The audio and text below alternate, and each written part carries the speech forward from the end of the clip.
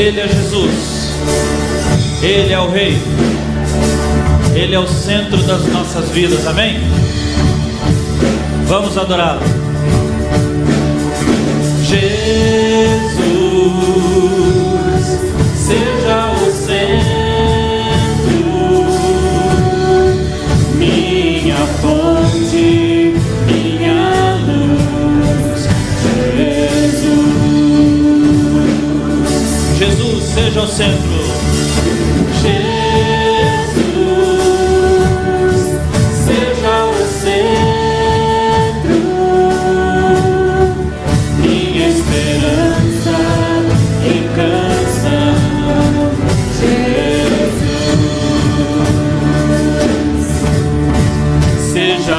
Fogo em meu ser, seja o vento a soprar, a razão de viver. Jesus, Jesus. Ele é o Senhor, Ele é o centro das nossas vidas, Ele governa todas as coisas, Ele é o Senhor. Jesus, seja o centro, cantem, minha fonte, minha luz. Jesus, Ele é o Senhor. Jesus, Sim, Jesus, seja o centro.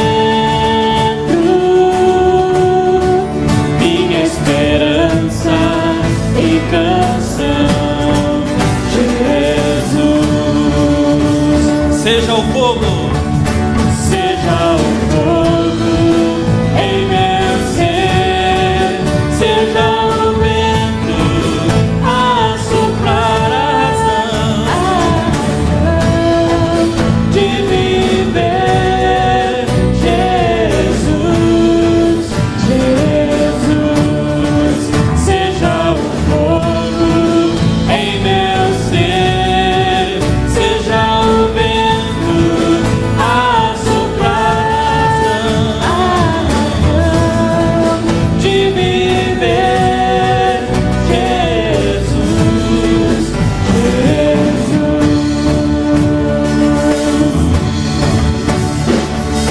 Jesus, seja a visão, meu caminho e direção. Jesus, Ele é o Senhor, Ele é o Senhor, amém? Glórias a Deus. Bom dia, podem se assentar.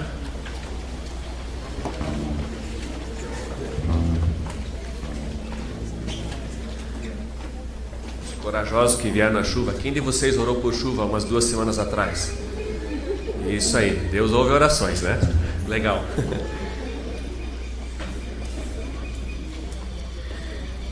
Então, o tema que está no boletim é o chamado de Mateus e compaixão de Jesus pelos marginalizados. Quando eu recebi esse tema aqui, assim, para, enfim, a introdução, daí eu pensei numa parábola que Jesus contou, que é bem conhecida mesmo, mas foi isso que veio à minha mente. Ela está em Lucas, capítulo 10, versículos 30 até 37. Lucas, capítulo 10, 30 até 37. Então, trata-se de um religioso que pergunta quem é meu próximo, né? Tentando pegar Jesus em contradição ou fazendo uma pegadinha, né? Jesus respondeu com uma história. Então, o religioso perguntou: como posso saber quem é meu próximo? Então, no versículo 30, Jesus respondeu com uma história. Certa vez, um homem viajava de Jerusalém para Jericó. No caminho foi atacado por ladrões. Eles o espancaram e fugiram com suas roupas, deixando-o quase morto. Pouco depois, um sacerdote passou por aquela estrada, mas, quando viu o homem, esquivou-se e simplesmente foi para o outro lado. Em seguida, surgiu um religioso levita. Ele também evitou o homem ferido. Um samaritano que viajava por aquela estrada aproximou-se do ferido. Quando viu o estado do homem, sentiu muita pena dele. Aplicou ao ferido os primeiros socorros, desinfetando os ferimentos e fazendo alguns curativos. Pôs o homem sobre o jumento em que viajava e levou-o até uma pensão. Na manhã seguinte, entregou 2 moedas de prata ao dono da pensão e disse: cuide bem dele. Se custar mais, ponha na minha conta. Pago quando voltar. O que você acha? Qual dos 3 é o próximo do homem atacado pelos ladrões? Aquele que o tratou com bondade, respondeu o líder religioso. Jesus concluiu: faça a mesma coisa. Então, nós temos aqui 3 personagens, né, que reagiram de acordo com a situação que viram que aconteceu com aquela pessoa, aquele senhor que viajava de Jerusalém a Jericó. Primeiro o sacerdote, né, que estava com pressa, né, que tinha outras prioridades, fingiu que não viu e, na verdade, também tinha falta de amor ao próximo. Segundo, era um levita, que, vamos trazer isso para a nossa realidade, talvez estava cantarolando uma música, talvez voltou de Jerusalém, então talvez tinha participado de uma cerimônia religiosa, de um culto, como nós aqui hoje, né? Mas não amou o próximo como a si mesmo. Fez a mesma coisa que o sacerdote. Os 2, né, tanto o levita como o sacerdote, eles eram religiosos. Nós também somos religiosos ou não, né? E por fim, o bom samaritano, né? Então não sei qual religião que ele era, né? Se era, vamos trazer isso para hoje, um adventista, católico, menonita, talvez, estava culpado, estava lá carregando as coisas, lá, enfim, estava viajando, né? Ele quebrou o protocolo, né? Simplesmente parou, opa, eu tenho que ajudar essa pessoa.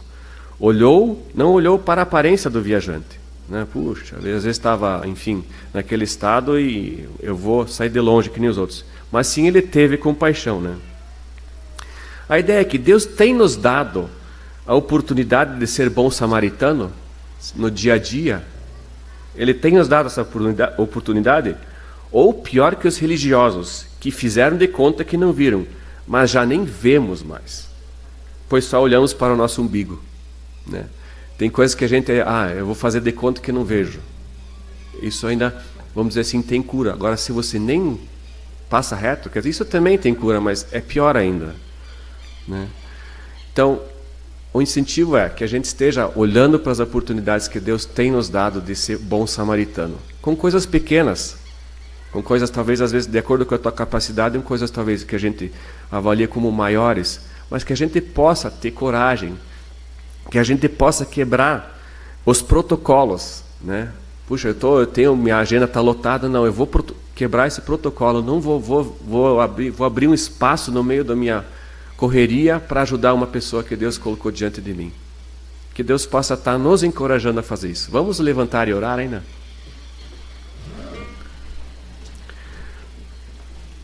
Querido do Pai do céu, nós te agradecemos que o Senhor conta conosco, o Senhor nos oportuniza, Pai, para fazermos a Tua vontade, Pai. Nós te louvamos, Pai, que o Senhor nos encontrou, nos alcançou, Pai, e nós temos uma missão também aqui neste mundo, Pai. Que o Senhor possa estar nos encorajando, Pai, a fazer aquilo que o Senhor quer no nosso dia a dia, Pai, quando nós vemos as oportunidades de sermos bons samaritanos, Pai. Nos fortalece, Pai, que nossas atitudes possam falar muito mais alto que nossas palavras. Em Teu santo nome, Pai. Amém. Podem assentar. Então, a gente vai ter agora um tempo da IFB, o pastor Paul vai nos trazer aqui a respeito do Instituto Família do Brasil e vai chamar mais alguns que participam aí para nos trazer uma explicação do momento missionário.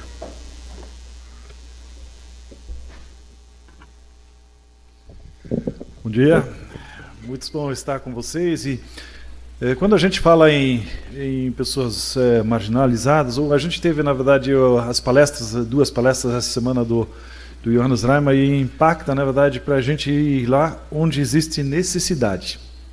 Tem muitas pessoas ao nosso redor, aqui, digamos, numa quadra em volta dessa igreja, que tem muitas necessidades. E quando a gente consegue chegar lá onde estão essas necessidades, a gente mexe no coração delas. E um desses trabalhos que a gente está bem diretamente envolvido com a igreja também é o Instituto Família do Brasil, que tem sido um trabalho que, para mim, é um trabalho fantástico. E a gente queria compartilhar com vocês o que acontece lá e as bênçãos que Deus tem feito. Eu convido a Luciana, e acho que a Elizabeth vem junto. São duas guerreiras dentro desse projeto, um projeto de Deus para impactar a nossa comunidade. E é muito mais elas contar o que acontece na verdade do que eu estar repassando informações que elas me passam, certo? Então, Luciana. Bom dia, igreja. Para quem não me conhece, eu sou a Luciana Capelli. Eu ajudo a Raquel Reikdal na coordenação do Instituto Família do Brasil. Eu estou com ela já há 8 anos e meio, mas ela já vem nessa caminhada há quase 20 anos.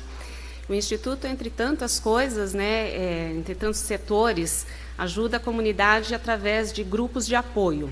Eu falo que o grupo de apoio ele é o carro-chefe do Instituto. Nós temos trabalho de psicologia, fonoaudiologia, psicopedagogia, aconselhamento, mas o grupo de apoio ele vem trabalhar a dor do ser humano, né? Então, pessoas chegam nos grupos de apoio, às vezes com a sua identidade perdida, então a gente ajuda, né, no resgate dessa identidade, na restauração, né, como um ser humano mesmo, porque passa por tantas tribulações que acaba se perdendo. E a gente tem um trabalho, né, de grupos de apoio à dependência química e emocional, onde o nosso foco são famílias, né, porque o dependente em si, ele tem as comunidades terapêuticas, clínicas que podem, né, tá fazendo o trabalho que ele necessita.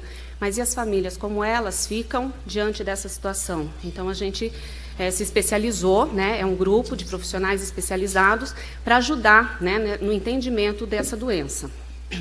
Temos também grupos que ajudam, né, que auxiliam na perda, no luto. Temos um grupo também com os professores, alguns professores do Erasto, que a nossa querida Elizabeth vai falar um pouquinho mais. E mais recentemente também, no final de 2016, nós iniciamos um grupo especialmente para mulheres que sofreram algum tipo de abuso, de violência, seja ela física, sexual, emocional, porque tem muita gente que sofre por alguma coisa que passou lá na infância e não trata isso, né? E leva e carrega para uma vida inteira. Então, a gente... Assim, nosso lema, né, no Instituto, assim, a partir do momento que a gente passou por uma dor, o nosso olhar para as outras pessoas, ela muda. Então, a gente consegue compreender um pouquinho melhor essa dor. Então, daí surgem os nossos grupos, né? E esse grupo que a gente faz para as mulheres é exatamente isso. A partir de um determinado momento, alguma coisa que nós vivemos, a gente conseguiu olhar para as pessoas e ver essa dor. E o que a gente pode fazer para auxiliar, para ajudar essa pessoa a sair, né, dessa dor. Então, é mais ou menos isso. Não vou falar muito, porque o nosso tempo é curtinho, né? Vou deixar aqui a Elizabeth também compartilhar um pouquinho sobre os grupos de apoio. Porque, assim, à medida que as pessoas passam com a gente um tempo lá nos grupos, e elas conseguem se restaurar, elas passam também, algumas delas, a fazerem parte da nossa equipe. Elas conseguem levar ajuda para as pessoas que passam algumas coisas também, né? Então, a Elizabeth vai falar um pouquinho sobre isso. Bom dia, igreja. Então, eu conheci o Instituto, já conhecia há muito tempo, mas comecei a frequentar mais ou menos 8 anos atrás, quando também passei por uma dor muito grande, que foi a dependência, né, dos nossos filhos. E a gente, muitas vezes, daí procura o grupo de apoio para dizer assim, não, eu quero ir para ajudar meus filhos.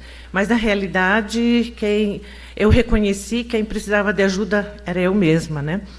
E o grupo de apoio, ele trata muito, mas muito bem isso, sabe? A questão muito pessoal, a questão, assim, emocional da pessoa, sabe? E isso aconteceu daí no grupo de apoio. Aos poucos, né, eu fui reconhecendo muitas áreas da minha vida, como a codependência. O que é a codependência? É aquela coisa assim de você querer controlar todas as coisas, principalmente quando tem filho dependente, né, químico ou emocional, ou outra coisa assim. A gente, então, fica naquele negócio de controle, né? Puxa, onde é que ele vai agora? Como é que ele vai fazer? Não, eu preciso fazer isso, eu preciso controlar aqui, controla aqui, controla aqui. E isso a gente chama de codependência. Eu tive que reconhecer que eu era uma codependente, né? Então, depois de alguns anos, não foi um ano só, frequentando o grupo, eu fui aos poucos melhorando e sendo ajudada e podendo ajudar também muitas pessoas. Nessa minha caminhada, muitas vezes eu perguntava, claro, a gente faz essa pergunta para Deus, né? Por que eu tenho que passar essas coisas, né? Mas a resposta veio anos mais tarde, quando lá no Erasto também, né? Nós atendemos muitos pais, alunos, aí a gente vê como a gente se torna muito mais empática, né? Tem aquela empatia com os pais dos alunos, tendo passado por essas dificuldades. Então, todas as dificuldades que a gente passa não são em vão. A gente sempre tem um aprendizado. Claro, a gente tem que estar disposta a isso. Não é assim tão fácil assim para olhar para dentro de nós, ver as nossas mazelas, né, e tentar tratar disso, sabe? Lá no Instituto diz assim, só quem é muito corajoso, sabe? Então, né, de olhar para dentro de si e dizer, não, eu tenho essa dificuldade, eu quero tratar, e muitas vezes não é fácil, é através de muita angústia, muito choro, mas Deus vai tratando a gente, né? Depois de muitos anos de grupo de apoio no Instituto, nós sonhávamos em abrir um grupo de apoio no Colégio Erasto Gärtner, né? E isso aconteceu, graças a Deus, no ano passado. O Instituto, então, pôde começar com as professoras, né, no contraturno. E eu sonhava também ter um grupo de apoio para as professoras da tarde, no contraturno. E isso aconteceu esse ano. Para nós foi uma alegria muito grande, né? Claro, não está um grupo grande, imenso, mas são geralmente 3, 4 professoras que estão frequentando o grupo. E isso não quer dizer, tem grandes problemas. Não, são os problemas do dia a dia. Muitas vezes falta aquela coisa assim de como lidar com certos momentos em nossa vida, né? Com familiares, enfim, na nossa vida profissional, né? Lidar com os alunos, com os pais de alunos. Sempre relacionamentos, né, causam muito estresse. E nós temos que ter a serenidade para saber como lidar nessas situações, né? E está sendo muito abençoador esse grupo, muito abençoado. Nós estamos ajudando e sendo ajudadas nesse grupo, tá? Por poder também compartilhar e sempre focando na palavra de Deus, né?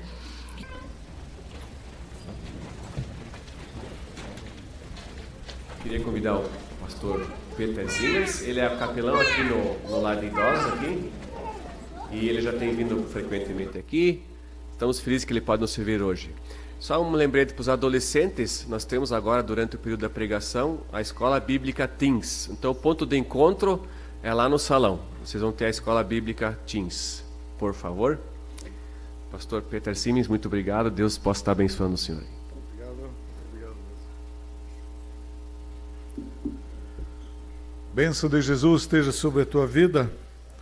É sempre um grande prazer, privilégio estar aqui com vocês. É sempre um momento de bênção, ser abençoado pelo amor, pelo carinho, pela presença de Jesus, do Espírito Santo aqui em nosso meio.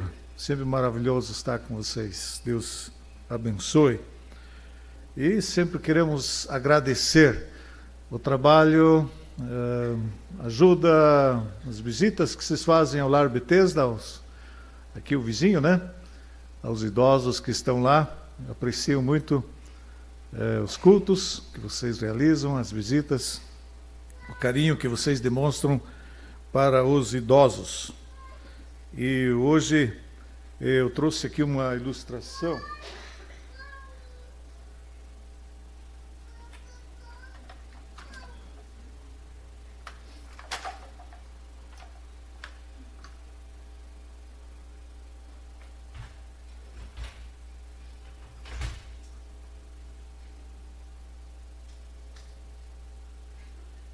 Acho que vocês já viram esse veículo em algum lugar, né? Então, nós temos uma novidade. É a primeira vez na história do Lar Bethesda, já são 38 anos que o Lar Bethesda está servindo, cuidando de idosos, e é a primeira vez, nesses 38 anos, que nós temos mais pessoas usando esse veículo e as pessoas que não estão. E isso é uma grande mudança. O que está acontecendo com as pessoas? Por que esse veículo está assim em alta? Eu escutei esses dias no noticiário que o número de carros está diminuindo em Curitiba. Escutaram alguma coisa? Diminuiu um pouquinho assim. Antes crescia muito, né? Daí eu lembrei, esse veículo aqui que vocês estão vendo, ele não está diminuindo. Ele está em alta, né? Está sendo bem mais vendido. Esse veículo tem até estacionamento especial lá no Lar Bethesda. Temos até problema de congestionamento. É um negócio... E agora? Né? E aí surge uma outra questão. Vocês sabem como é que é viver em cima de uma cadeira? Como é que a gente sabe? O Cleiton acho que sabe. Como é que é? Você só sabe usando, né? Usando a cadeira, aí você sabe como é que como é que a pessoa se sente na cadeira, as limitações e tudo mais que envolvem cadeira de rodas. Tivemos até que instalar em elevador, porque tem situações de escada do predinho e das rampas, né? Então, é toda uma mudança sobre esse veículo. Como é andar com esse veículo? Você só sabe se você se coloca no lugar e senta nela e passa um dia andando com isso. Aí a gente vê como é que é. Não é fácil. O pessoal não gosta. É sempre uma mudança não muito boa. E tem alguns que querem fazer de tudo para recuperar, né? Voltar a caminhar. Se você caminha, cuide bem das pernas, das articulações, dos joelhos. Não exagere, não estrague essa coisa maravilhosa que é o corpo humano que Deus fez.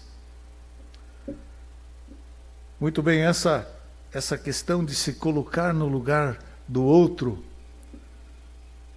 Gostaria de falar de uma experiência que eu tive quando recém-formado do seminário, cheio de ideias, e eu comecei a trabalhar em igrejas no interior aqui do Paraná, depois no interior de São Paulo, Palmeira, depois Sertãozinho, e eu fui deparado com uma situação que eu não fui preparado para enfrentar. Haviam várias pessoas que vinham para a igreja e acolheram Jesus no coração e toda aquela alegria de andar com Jesus. Então, vamos prepará-los para o batismo. Então, vamos começar o curso de batismo, distribuiu lá o livro, demos o evangelho para algumas dessas pessoas e daí descobrimos uma situação. Essas pessoas, elas disseram, nós nunca tivemos oportunidade de aprender a ler e a escrever. Recém-formado, vindo do mundo acadêmico, e agora? Como é que a gente faz? Desculpa.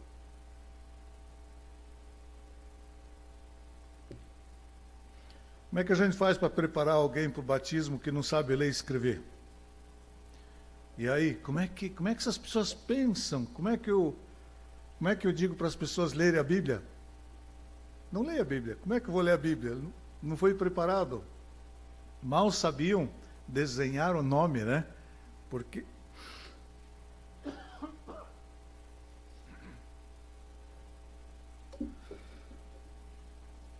algumas dessas pessoas eram cortadores de cana, pessoas simples, né? Viviam na lavoura.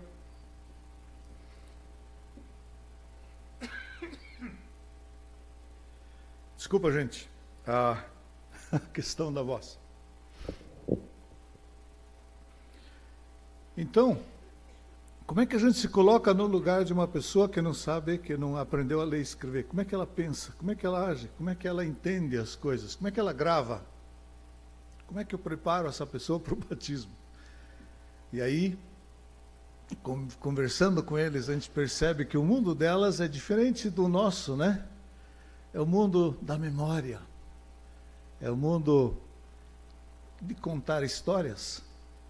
É o mundo de conversar. É o mundo onde essas percepções contam muito. Elas contam muito quem você é, como é que você age, como é que você acolhe, como é que você interage com essa pessoa. Aprender a se colocar no lugar do outro. Isso não é fácil, né? A gente precisa aprender a se colocar no lugar do outro. Fico muito feliz de ver essas irmãs que trabalham no Instituto Família, que é justamente se colocar no lugar da pessoa que sofre. Isso não é assim, sem mais nem menos. Isso é um dom, isso é uma dádiva. Saber fazer isso, ter essa capacidade de se colocar no lugar do outro. Então, explicar para essas pessoas quem é Jesus. Quem é Jesus? Como é que a gente explica Jesus? Para quem nunca leu a Bíblia, que não vai ler o Evangelho.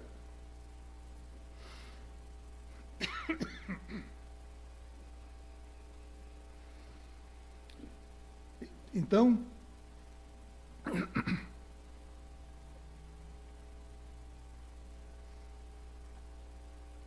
eu lembrei que os Evangelhos, antes de existirem em forma escrita, eles existiram em forma oral. Eles existiam na memória. Eles existiam dentro das pessoas. Os evangelhos só começaram a ser escritos, colocados num papel, 20 anos depois dos acontecimentos, 20 anos pelo menos, ou mais. Esses relatos, tudo isso estava na memória, estava no coração. E o mundo daquela época era um mundo que valorizava muito a memória. Valorizava mais a memória do que a escrita. Por quê? Porque a escrita perde a vida na hora de transmitir o acontecimento. E quando ela está na memória e você o transmite, isso gera... Você não transmite só o fato, o conhecimento, você transmite vida. E muitas vezes o texto, ele se distancia, ele transmite conhecimento, mas o elemento vida fica um pouco diminuído, né? Então a memória era tão importante. Quem é Jesus? E Mateus, que Deus usou para escrever esse evangelho, e vamos falar um pouquinho sobre ele, parece que vamos ler esse evangelho nas próximas semanas, né? Ele vivia nesse mundo onde a maior parte das pessoas não tinham conhecimento de escrita, principalmente as mulheres, segundo o que a gente sabe, 99% das mulheres não sabiam ler e escrever. E os homens, uma porcentagem pequena, né? Tudo era a memória, tudo era transmitido assim. E depois colocado em forma escrita. Ainda bem, né? Deus usou essa bênção, senão teria sido perdido muita coisa. Justamente esse foi um dos elementos para colocá-lo na escrita, que em alguns lugares começavam a haver contaminações da memória, elementos diferentes sendo introduzidos no relato. E isso era muito preocupante, porque nós não podemos mudar quem é Jesus. Porque se eu mudo o relato de quem é Jesus, de repente eu estou falando de alguém outro que não é o Filho de Deus, que não é o Salvador. É tão delicado saber quem realmente é Jesus. Por isso nós estamos sempre estudando a palavra, voltando ao texto, para que a gente não se desvie do caminho de quem é esse Jesus. E o Evangelho de Mateus se preocupa em transmitir quem é Jesus. E ele já começa dizendo, olha, Jesus é filho de Davi e é filho de Abraão. Então, ele vem dessa linha. Quem é Jesus? Então, tem toda uma genealogia desse Jesus, genealogia pela parte humana. Mas, de repente, a genealogia muda e tem uma genealogia divina, que é bem curtinha, né? Tem o Espírito Santo agindo. E Jesus tem genealogia humana, genealogia divina. Quem é Jesus? Quem é esse Jesus que Mateus está compartilhando conosco? E algo interessante na genealogia humana que ele frisa, que ele coloca, é o lugar das mulheres. Tem algumas mulheres que são colocadas ali, estrangeiras, mulheres que não eram assim, eram de uma situação marginalizada, incluídas na genealogia. Por que será que elas estão ali? Quem é esse Jesus? Nós vemos na explicação do próprio nome, Jesus, o Salvador, é aquele que vem ao encontro das pessoas e das suas dificuldades. E o maior problema das pessoas é o pecado. Aquele que vai salvar as pessoas dos seus pecados. Quem é esse Jesus que vem ao meu encontro? Deus conosco. Que interessante. Esse Jesus é Deus que está presente, é Deus que vem ao meu encontro, é Deus que está próximo. Mas não é esse Deus que apenas escolhe alguns para estar. É um Deus que veio para todos, inclusive e principalmente para aqueles que conhecem e sabem o que é ser marginalizado. No Evangelho de Mateus, os visitantes que vêm ao encontro de Jesus quando ainda é um bebê, são pessoas totalmente fora de qualquer padrão bíblico, né? Reis do Oriente, magos, astrólogos, pessoas que têm uma origem religiosa e étnica e cultural totalmente diferente, mas eles vêm ver Jesus. Jesus atrai. Quem é Jesus que transforma vidas? Quem é esse Jesus que mexe profundamente nos corações? E esses homens, esses magos, como nós os chamamos, eles saem transformados porque eles conheceram esse homem, que é Deus. Deus se faz homem, Deus se faz uma pessoa, Deus que encarna a nossa humanidade falida, o nosso pecado, a nossa dificuldade, a nossa dor.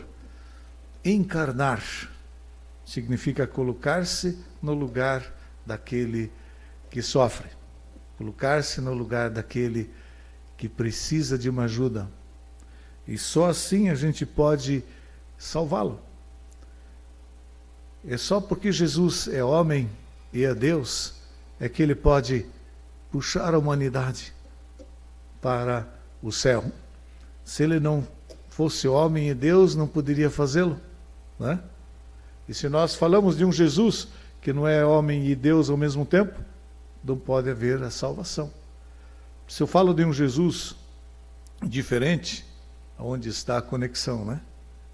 É a conexão essencial. Jesus me salva. E nós seguimos adiante, vendo quem é esse Jesus que vai até João Batista. Ele não precisa ser batizado. João Batista disse: como é que eu vou batizar? Mas ele disse: eu preciso ser. E ele assume o pecado ali não precisava ser batizado por causa dos pecados, não precisava se arrepender, mas ele assume essa situação e se coloca em nosso lugar. E quando ele sai das águas, tem a voz que disse: este é o meu filho amado, em quem tenho prazer. Novamente, Deus e homem se encontrando em Jesus. Quando ele é levado para a tentação, no capítulo 4, o que nós temos ali? O tentador aproxima-se dele e disse: se és filho de Deus, né? Se és filho de Deus. Novamente esse reconhecimento: você realmente é filho de Deus ou só um homem? Quem é você? Quem é esse Jesus? 2 vezes Satanás fala para Jesus: você é filho de Deus? E Jesus disse: você bem sabe, né? Você bem sabe. Retira-te, Satanás. Somente a Deus adorarás e só a Ele darás culto. E ele se retira. E Jesus volta para Galiléia e novamente ali está Jesus compartilhando da palavra. Ele começou a pregar: arrependei-vos, porque está próximo o reino dos céus. Jesus está presente. Uma nova maneira de viver está acontecendo, porque Deus chegou até as pessoas. Deus encarna. E isso muitas vezes incomoda as pessoas, né? Deus se aproximou demais. Mas é Deus que restaura. E para conhecer Jesus, no caso daquelas pessoas que não sabiam ler e escrever, como é que eles aprendem sobre Jesus? Né? Não adianta entregar um livro para eles. Como é que a gente aprende sobre Jesus? Seguindo. Temos que seguir Jesus. Você vai conhecê-lo. E você só vai conhecê-lo seguindo, passo a passo. E ali surgem muitas conversas e muitas perguntas. E assim aquelas pessoas foram crescendo na fé e inclusive testemunhando de Jesus, porque era a vida, era a experiência de caminhar com Jesus. Por isso o chamado de Jesus é para segui-lo, andar com Ele. Jesus está presente, Jesus é real, Jesus está em nosso meio. Interessante que quando o Evangelho fala de que Jesus andava de cidade em cidade, as pessoas que são mencionadas, que interagem com Jesus, são pessoas doentes, pessoas com problemas de demonismo, de problemas lunáticos e paralíticos, e Jesus interage com aqueles que mais sentem dor e necessidade. Quem é esse Jesus? E aí seguimos no Sermão do Monte, né? E Jesus começa dizendo: quem são as pessoas felizes, abençoadas, bem-aventuradas? Quem são essas pessoas? Os humildes de espírito. São as que choram. São os mansos, os misericordiosos, limpos de coração, os pacificadores, perseguidos. Tenham alegria quando vocês são perseguidos, né? Jesus fala. Jesus sabe muito bem o que significa a dor e ele se coloca em nosso lugar. E é esse Jesus que nós aprendemos em Mateus, um Jesus que se importa com as pessoas. Jesus também mostra o lado verdadeiro da lei. A lei não está aí para oprimir as pessoas. A lei não está aí para servir como base de julgamento para as pessoas. Jesus diz: a lei está aí para protegê-los. A lei está aí para que vocês realmente aprendam misericórdia. Misericórdia é que eu quero. E assim Jesus vai continuando falando sobre a lei. Antigamente diz: não matarás. Mas se você pensar de forma odiosa do teu irmão, você já está o matando. Na verdade, o não matarás para os judeus era só não matar outro judeu, né? Fora quem não é judeu, aí é outra história, porque era a hipótese. Então era tudo coisas desse tipo, né? E Jesus disse, não é assim. Não matarás de todas as pessoas, né? Não é só aquele grupinho nosso. Não é só não matar outro menonita. É diferente. É misericórdia que eu quero. Misericórdia que eu quero. Se alguém vou te perseguir, ore pelos que vos perseguem. Abençoem os que falam mal de você. Né? E assim continua essa bênção que Jesus nos traz em andar com Ele, andar com o Senhor. É uma nova maneira de ver, uma nova maneira de enxergar.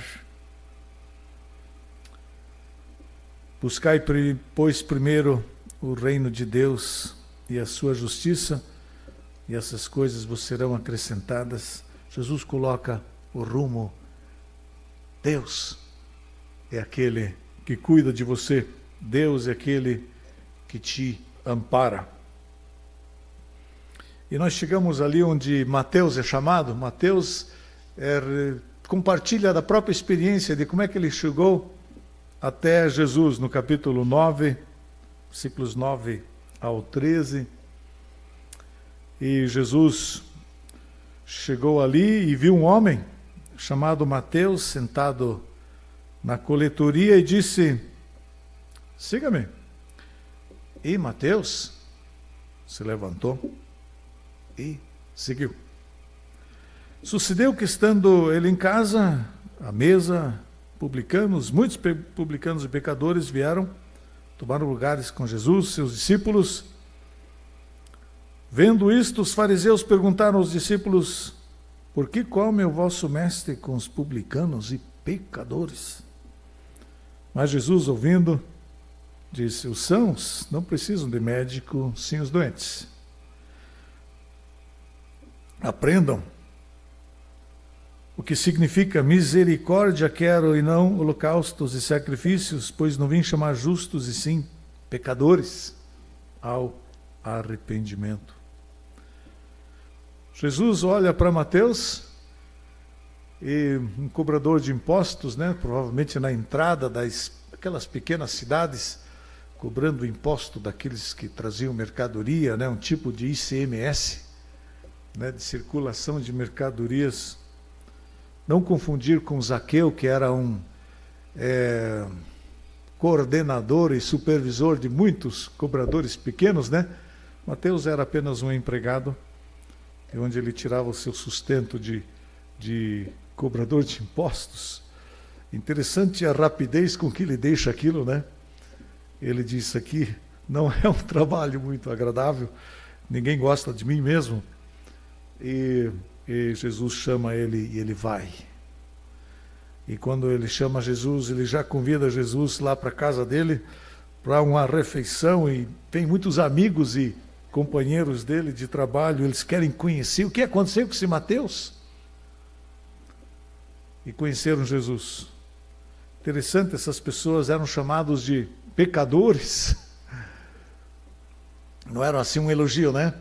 Ser pecador, um rejeitado, você é um marginalizado, você não presta, você é ruim, vocês não têm jeito mesmo, você é doente, você é um rejeitado da sociedade.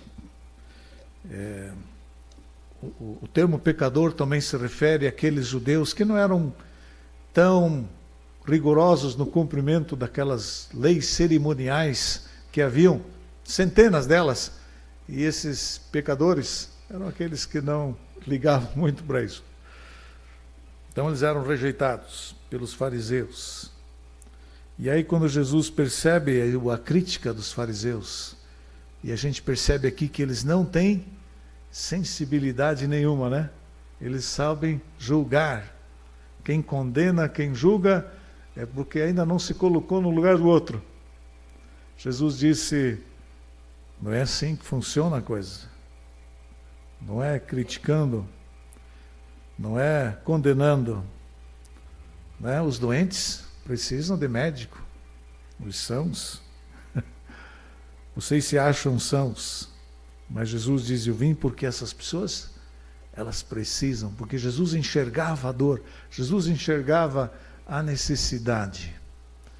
E se nós andamos com Jesus, nós aprendemos a fazer como Ele, né? Seguir a Jesus significa andar nesses passos, aprender a se colocar no lugar do outro. Isso não significa ter pena. Quando a gente tem pena de alguém, a gente não se envolve. Mas se você tem compaixão, misericórdia, coração pela miséria do outro, aí você se envolve. E aí você aprende. Aí você interage. E aí pode haver transformação maravilhosa na vida das pessoas. Não é condenando, mas é pela misericórdia. Não é fazendo sacrifícios para exaltar-se a si mesmo, mas é chegando ao encontro do próximo. E é por isso que nós falamos de Jesus, e é por isso que estamos aqui para celebrar Jesus, porque Ele se colocou em nosso lugar. Lá na cruz, Ele assumiu o meu pecado e o nosso pecado. E Ele nos ama, sendo nós ainda pecadores, e Ele nos cuida, sendo nós tão falíveis e cheios de problemas e traumas e fraquezas. Ele continua te amando. Ele assumiu a nossa humanidade, o nosso pecado. Mas Ele ressuscitou. E é o caminho da ressurreição que nós trilhamos. É o caminho da vitória. É o caminho de andar com Jesus. Andar com Jesus significa uma grande mudança de como eu vejo a vida, eu vejo meu próximo, eu vejo o outro, né? Antes de a gente julgar e condenar, coloque-se no lugar do outro, né? Para saber o que significa ter uma cadeira de rodas. Seria um teste bom, né, na Fidelis, colocar os alunos um dia andar de cadeira de rodas, não empurrando, sentado, e usando fralda, né, e fazendo as necessidades na fralda, para ver como é que é. Aí você começa a perceber que as coisas, como as coisas são, a gente aprende a ter misericórdia, né? É uma coisa que me impressionou no Lar Betesda. Eu perguntei uma vez quantas fraldas são usadas aqui, que lá vem fralda de caminhão. Aí a enfermeira disse: nós trocamos 10.000 fraldas por mês aqui. Então, 10.000 fraldas, e elas não se trocam sozinhas, sabe? Tem que ter alguém lá fazer isso. Eu tiro o meu chapéu. Quem faz isso, né? Diariamente, os funcionários do lar. E é Jesus, né, que está cuidando da gente. Agradecemos muito pelas orações de vocês, pelo carinho de vocês, né, o coração precioso que vocês têm pelo Senhor, pela obra do Senhor. Amém? O relógio deu uma piscada para mim assim. Então, vamos finalizar com a oração. Vamos ficar de pé. Depois ainda tem um louvor, né? Que bênção. Jesus, é tão bom estar contigo. É tão bom colocar nossa vida em tuas mãos. Jesus, abrimos o nosso coração para ti, Jesus. Ajuda-nos a sermos misericordiosos como tu és conosco. Ajuda-nos a sermos perdoadores como tu és conosco. Ajuda-nos a olhar para ti, Jesus. Ajuda-nos a caminhar junto com o nosso próximo. Obrigado, Jesus, que tudo te pertence. Agradecemos por essas vidas preciosas que estão aqui hoje. Venha ao encontro de cada vida, cada lar, cada situação. Derrama da tua cura, a tua bênção, o teu Espírito Santo. No santo nome de Jesus. Amém. Louvado seja o Senhor. Para encerrar nosso culto, nós começamos hoje o culto, vocês se lembram bem, dizendo que nós deveríamos colocar Jesus no seu devido lugar, que é o centro das nossas vidas. Só que não adianta nada, depois de tudo que nós experimentamos aqui, depois da mensagem que ouvimos, a gente dizer para Jesus: Jesus, agora dá licença que eu vou sentar no meu lugar de novo. Então nós queremos encerrar com essa canção, com a mesma que abrimos, e dizer: Senhor, assuma o centro da minha vida, não só aqui no culto, mas durante toda a minha vida. Vamos fazer isso?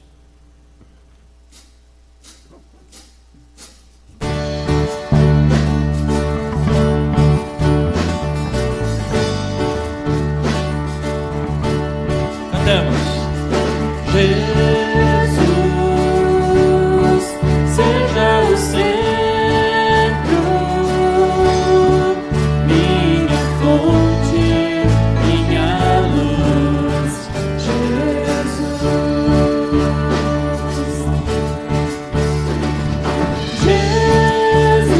Jesus, seja o centro,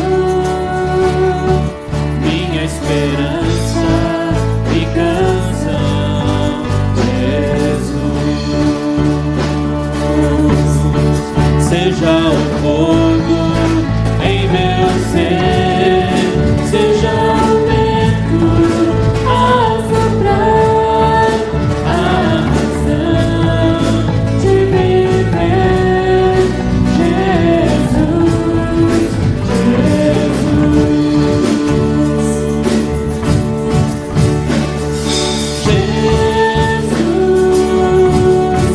seja o centro,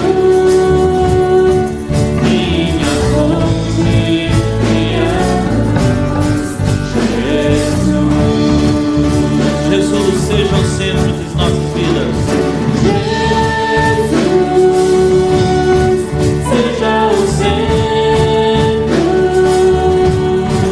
minha dança e canção.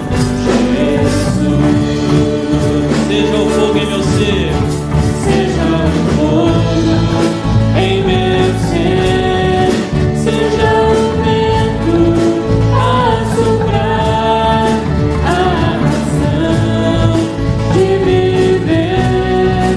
Jesus, Jesus, seja o fogo em meu ser, seja o vento a soprar, a razão de viver.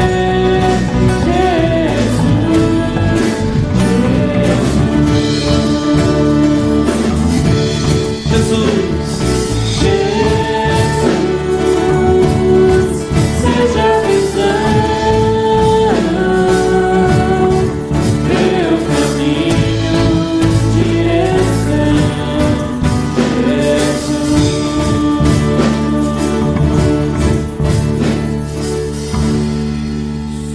tenha uma boa semana, que Deus os abençoe. Amém.